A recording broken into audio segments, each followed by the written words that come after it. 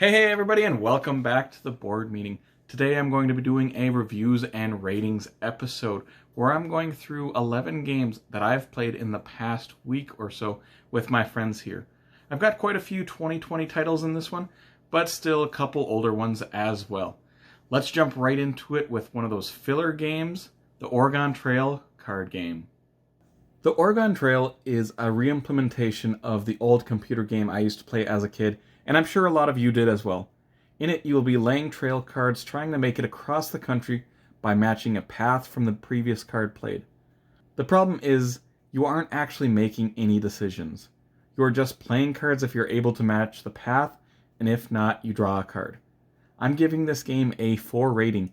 It can be slightly entertaining just with the stupid fun, but the fact you don't really make choices for the most part makes me feel like you aren't playing a game, but rather watching a scenario play out, which is fine if that's what you're looking for. With that ugly rating out of the way, let's move on to Fort.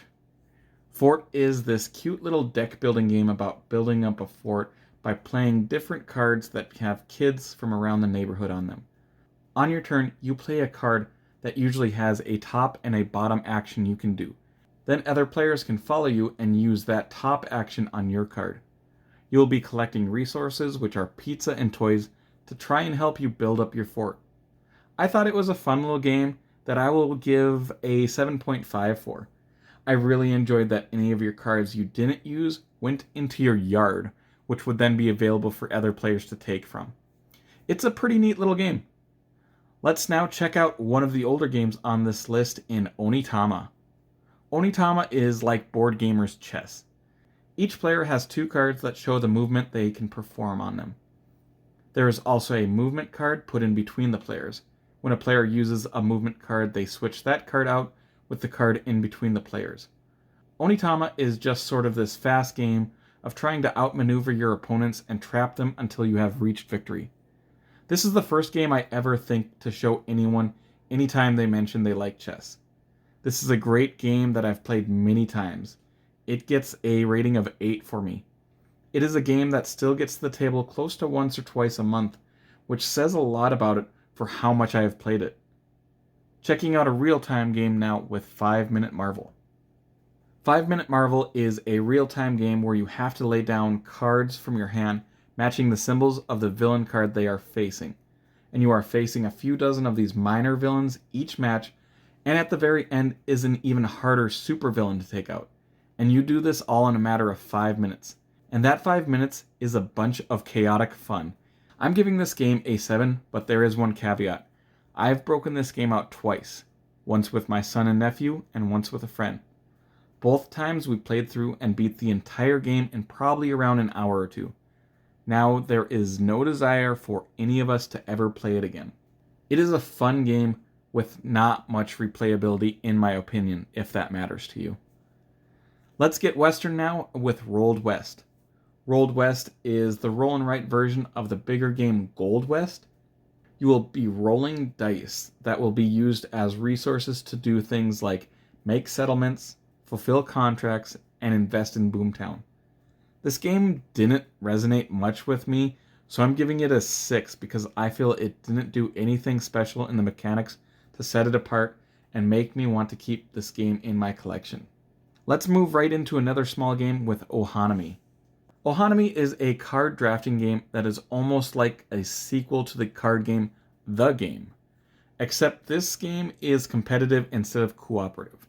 You will be laying cards down in 3 columns, but the cards have to be laid either at the top or bottom of the column. The cards laid must be higher than your highest played or lower than your lowest played. You will have 3 different rounds, and each round you score based on the card colors you have laid down. I enjoy this more than the game and giving it a 7 rating. This is a pretty good little filler game that I actually have broken out quite a few times in the last month because of how much people have seemed to enjoy it. Time to move on and check out a sequel with Century Eastern Mountains. Century Eastern Mountains is the second game of the Century Golem trilogy. It uses the same mechanics as the first game in trading gems to then buy these golems worth points.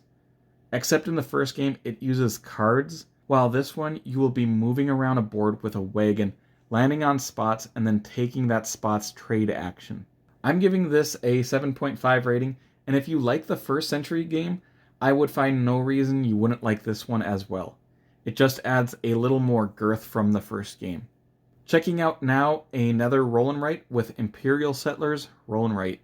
Imperial Settlers Roll and Write is the roll and write version of course, its big box game, Imperial Settlers.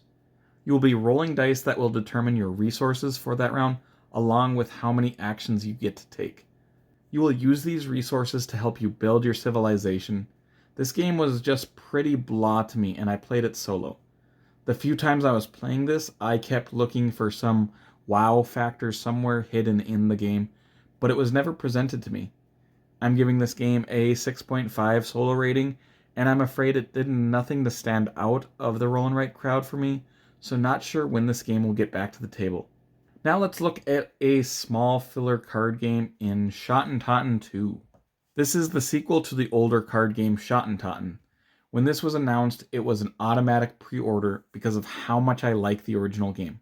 This game changes the game by having one player attacking the wall while the other is defending. The defender is just trying to survive through the whole deck before the attacker either destroys 4 walls or the same wall twice. It uses pretty much the same mechanics as the first, making poker-like hands, but it adds a few little more complex tweaks. I liked it, and I'll give it a 7 rating, but to me, the original is better, and I don't see myself ever choosing this game to play over the original. So even though this is a good game, I don't believe it will come off the shelf that much since I own both games. Let's move on to yet another filler card game with Gloomy Graves. In Gloomy Graves, you play as a gravedigger on a battlefield of fantasy creatures. Your job is to bury these creatures, hopefully in an organized manner. You have your own personal graveyard area, and then a big communal graveyard that everyone can mess with. You are trying to get large groups of the same kind of corpses by each other so you can score points. I like the cute little artwork of this game, but this game was just average to me, getting a 6.5. It may have gotten a higher rating, but this can be a little mean of a game with all that take that and trying to mess with what other players are doing with the graveyard. Moving on to the final game of the day with Marvel United. Marvel United is a light, fast game with miniatures. In fact, this game is almost the exact opposite of what I was expecting it to be. I played this game with my son and my young nephew, and they have zero issue understanding the rules and strategies for this game. In the game, each player gets a superhero and their deck associated to them, and you will be going around these boards, rescuing civilians, defeating thugs, and also trying to defeat the main bad guy for the scenario. I'm giving this a 7.5 rating, and I must say this is for just the base game that you can get at Walmart and not all of the extra Kickstarter expansion stuff. And this is a game I will recommend for any family with children who love superheroes. And that will wrap up this reviews and ratings episode and adjourn the meeting. If you enjoyed this content, make sure to like and subscribe to see more weekly content from the board meeting in the future. I hope you all have a wonderful day, and take care, everyone.